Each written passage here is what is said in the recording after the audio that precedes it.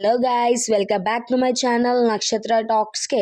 ఇవాళ నేను మా చిన్నోనికి 1 year వ్యాక్సిన్ ఇద్దామని చెప్పి వెళ్ళాను. అదేంటిదంటే HEPA1 and JE first dose వేయించడానికి వెళ్ళాను. క్లినిక్ మనకి B365 phase 2 Vanasthalipuram complex beside committee hall, Jyothi chicken centre line opposite Jayashankar park gate, Vanasthalipuram, Hyderabad దగ్గర. ఇక్కడ మనకి డాక్టర్ శృతి మేడం గారు ఉంటారు. తను మనకి చాలా క్లియర్ గా అండ్ వాట్స్ హ్యాపెన్ అనేది క్లియర్ గా ఎక్స్ప్లెయిన్ చేస్తారు. చిన్నోడు వ్యాక్సిన్ అయ్యాక నేను గ్రోత్, వెయిట్ అవన్నీ కనుక్కున్నాను.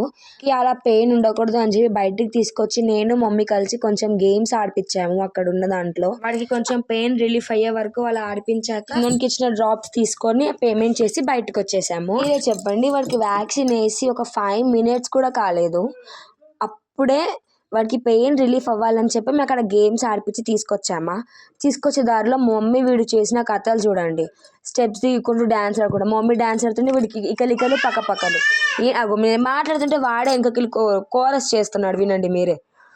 సైలెంట్గా వస్తే అయిపోద్ది కదా, మళ్ళీ ఏమంటే మేము ఇలానే చేస్తాము అని అంటే, సరేలే ఆ పెయిన్ రిలీఫ్ కోసం మనం ఏం చేస్తాంలే. కానీ ఇక్కడ మేము క్లినిక్ బయటకు వచ్చేస్తుంటే మాకు పానీపూరి షాప్ కనిపించింది.